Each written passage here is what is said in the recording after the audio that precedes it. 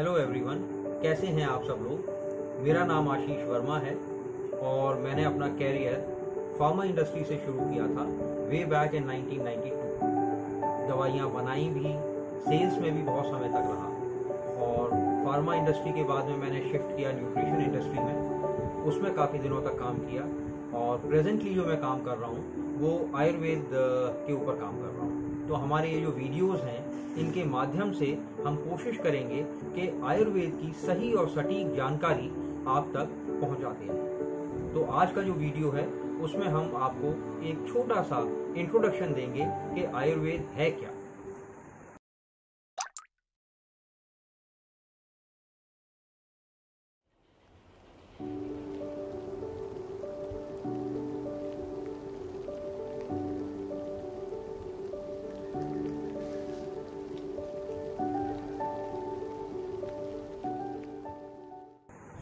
आयु की कामना करने वालों के लिए आयुर्वेद जो है वो हितकर है।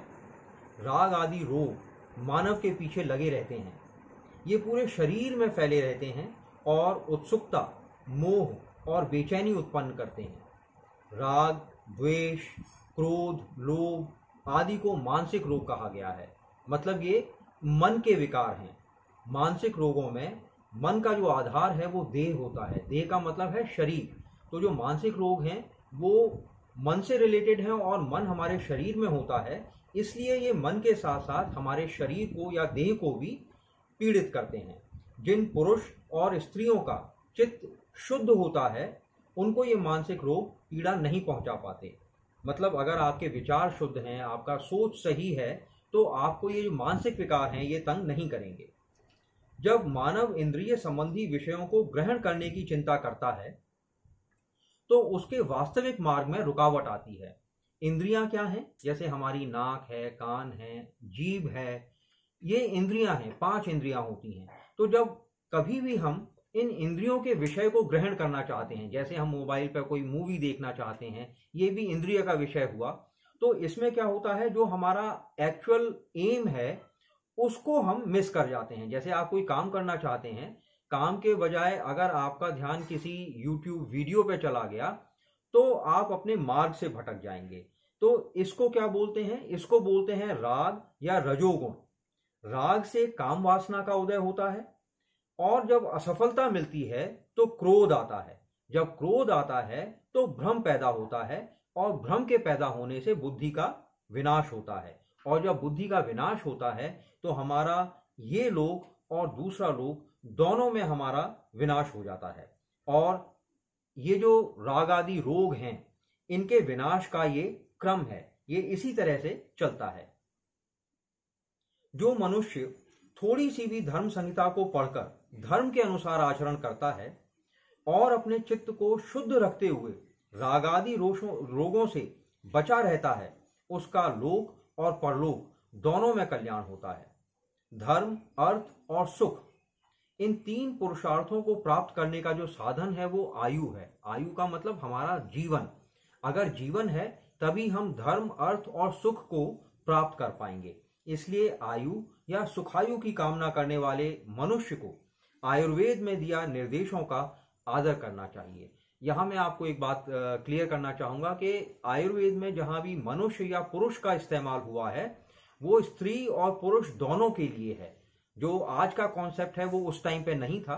तो इस बात का कृपया ध्यान रखिएगा कि जब भी मैं पुरुष या मनुष्य कहूंगा तो वो स्त्रीलिंग और पुल्लिंग दोनों के लिए होगा।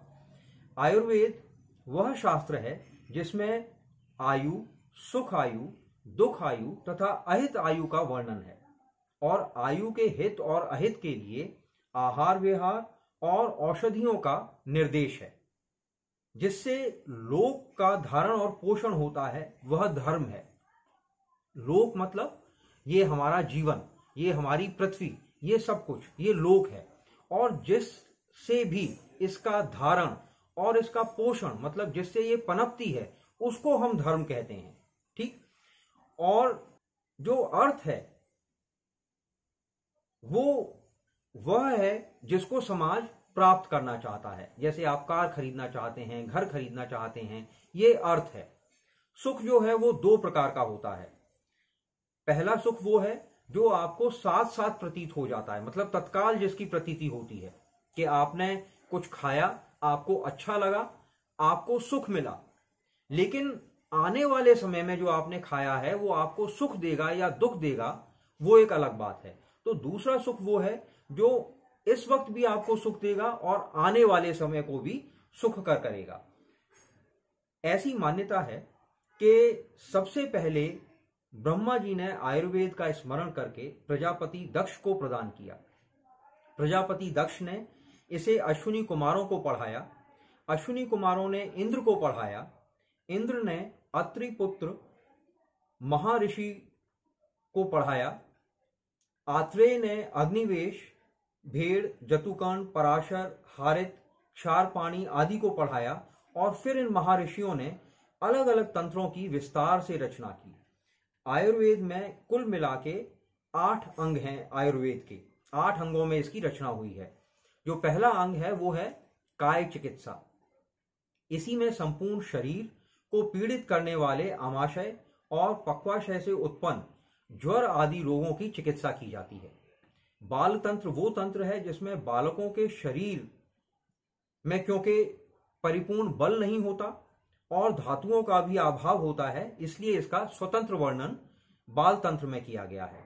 गृह चिकित्सा जो है, इस विषय का आज कोई प्राचीन स्वतंत्र तंत्र जो है वो उपलब्ध नहीं है। ऊर्ध्वांग चिकित्सा वो है जिसमें आंख, मुख, कान, नासिका में आधारित रोगों की चिकित्सा की जाती है, ये इसका प्रधान क्षेत्र है। शल्य चिकित्सा आयुर्वेद के 8 तंत्रों में प्रधान तंत्र है। मूलतः शल्य तंत्र में यंत्र, शस्त्र, क्षार, अग्नि आदि के प्रयोग का निर्देश मिलता है। यंत्र क्या हुए? यंत्र बहुत सारे होते हैं, जैसे आज जिसके थ्रू हम वीडियो बना रहे हैं वो एक यंत्र है।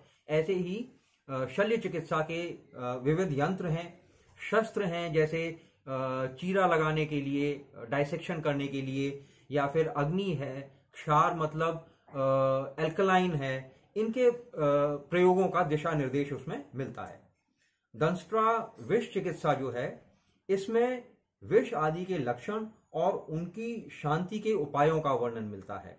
जरा चिकित्सा या रसायन तंत्र उसे कहा गया है जो यौवन को कुछ समय के लिए पुनर्स्थापित करता है। यहां इस बात पर ध्यान दीजिएगा कि जरा चिकित्सा या रसायन तंत्र उसे कहा गया है जो यौवन को कुछ समय के लिए पुनः स्थापित करता है। कुछ समय के लिए मतलब ऐसा कोई कॉन्सेप्ट आयुर्वेद में नहीं है कि आप हमेशा के लिए जवान हो जाएंगे या कभी कुछ आपके साथ बुरा नहीं होगा।